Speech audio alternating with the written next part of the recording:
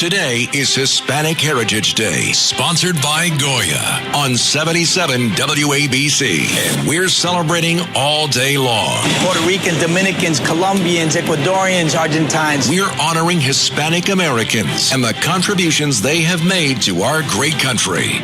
This is the Hispanic Heritage Roundtable. Now, here's John Katsimatidis.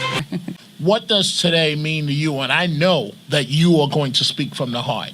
Well, when we talk about Hispanic heritage, for example, in 1960, the 60s and the 70s, we cannot talk about Hispanic heritage without talking about leaders like Ramon Esbelez, Herman Badillo, Maria Evelina Antonetti, Gilberto Herrera Valentín, Bob Muñoz, Gumercindo Martínez, Federico Pérez, Belén Dennis. So those are the leaders, those are the people that built the Bronx, because the Bronx was burned out. People come now, and people see the Bronx the way it is, and they say nobody do anything.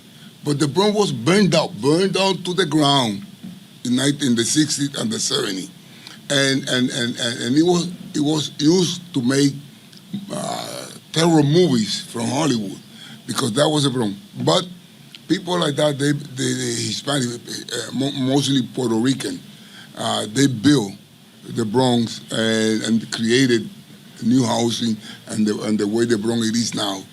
And then Fernando Ferrer and other people that came, Joe Itiel, helping Fernando Ferrer, because Fernando Ferrer used to be the Bronx Borough president, but Joe Itiel was the one that doing the work, I believe. So you told me to speak my mind. Yes, I did. Absolutely. So yes. For example, I created Casa Boricua Senior Center. When the Bronx was burned down, I used to employ 1,300 people in the South Bronx when the Bronx was burned down. I created Casa Boricua Senior Center. I created Betance Senior Center. I created Millbrook Senior Center. I created the South Bronx Senior Transportation Network. And then I built building. Reverend Diaz Plaza, Reverend Diaz Apartment, and Reverend Diaz Village. So we have been working there. It is a shame that the leaders that we have today, they are afraid to speak. They are afraid to stand up for our community. They are afraid to confront the status quo. And they just go along with whatever it is, and our community is the one that suffers. And, I am a conservative Democrat. I've been a Democrat all my life, but I'm a conservative Democrat, meaning that I hate to see the way in which the Democratic Party has gone and has taken advantage of our community, has taken advantage of our people, and our leaders in our community. The only thing to get elected that you have to do is to say, I'm a Democrat, vote for me. Because the Republican Party, we have a problem. The Republican Party does not invest in our community. And the Republican Party should start investing resources and paying attention to our community, because the Hispanic community is a conservative community. The Hispanic community is not so liberal. So they don't invest. And the Democrats, they get elected and they don't do anything because they say, you're going to vote for me anyway. So we have a problem. Bishop, if we could move the microphone over to you. Hispanic Heritage Day, your thoughts? Let me just repeat with a little history lesson. Latinos came into this country, number one, through military conquest. There was the annexation in the Spanish-American War of the Western states. Puerto Rico became part. So the first way that Latinos came into this country was by military conquest and annexation. Second way was as political exiles from Cuba, and most recently now from Venezuela.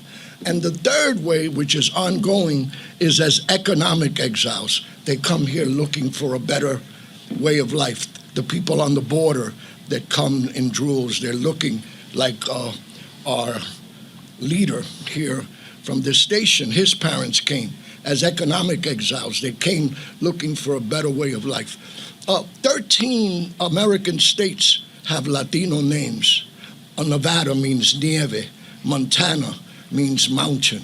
Florida means Florida. So we just didn't get here. We were here before the Pilgrims landed on Plymouth Rock. We were already here.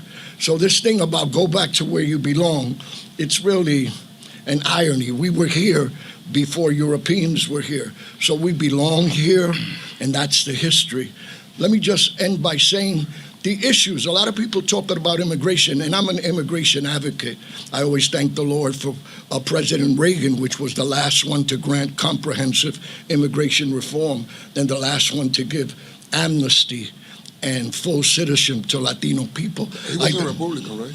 Yes, what I said, Republican. I thank the Lord for Bush, that was also a progressive person and was always for comprehensive immigration. So the idea that Republicans can't be pro-immigration is a misnomer. It's not true. It's that the right minds haven't sat down. So let me just say that the issues that are important to the Latino community, even though we talk about immigration, all the polls say, to our news journalists here, that the most important issue in the Latino community is the economy.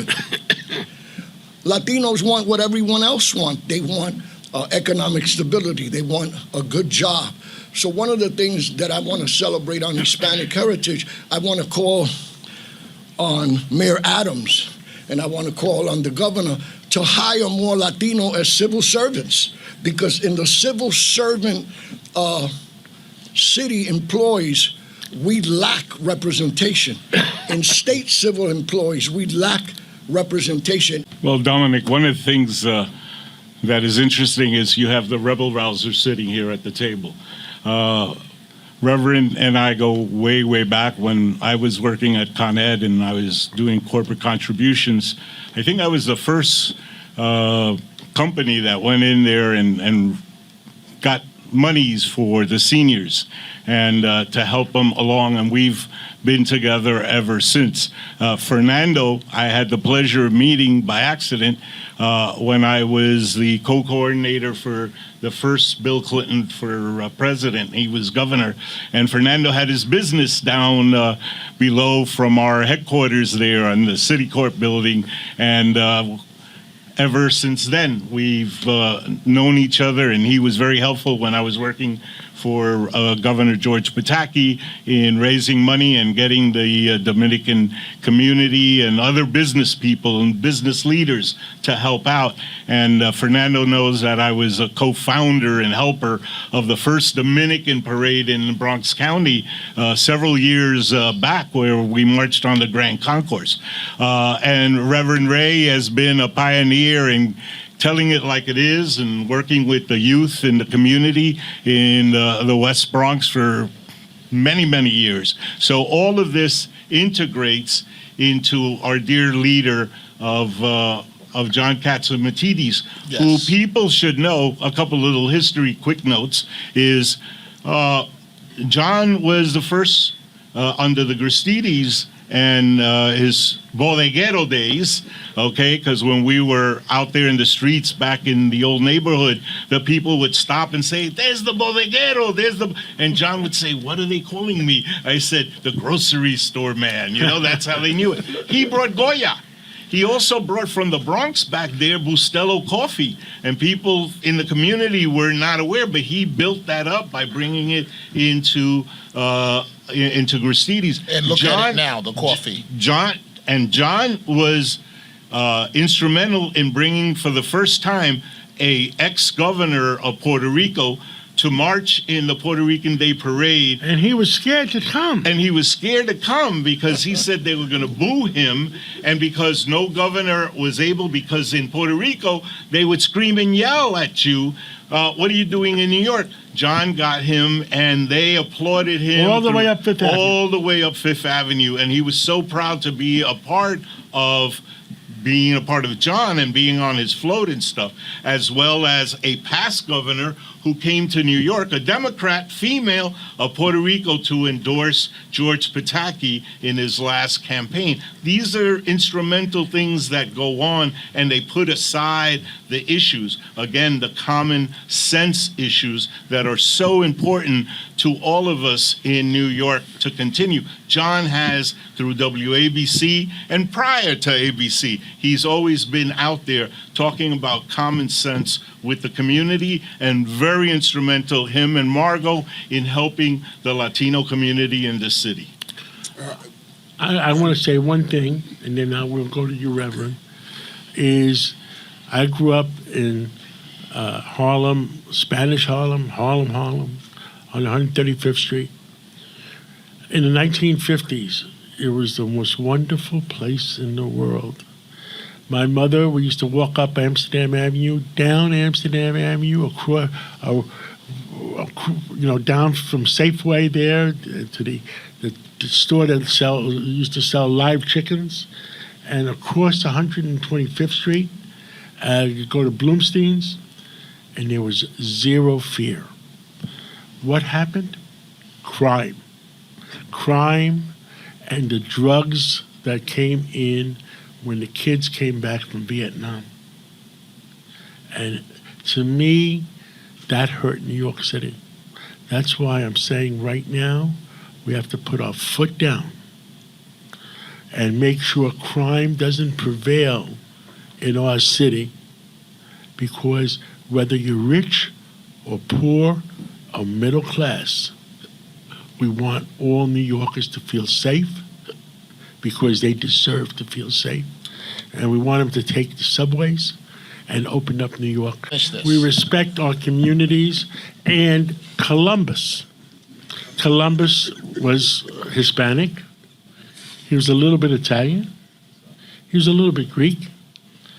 But they want to take down his statue. Oh, please. So the joke I tell on the radio is, well, if they're going to take down Columbus's statue, who's next? Caesar's at Caesar's Palace? You have to make a joke like that for people to realize, look, look, Columbus is Columbus. I respect our Italian friends. And if you want to have, what's the new day, the holiday they want? The Indigenous People Day? Yeah. Well, let's have an additional holiday. Why take away the Italian holiday, the Hispanic holiday? God bless America.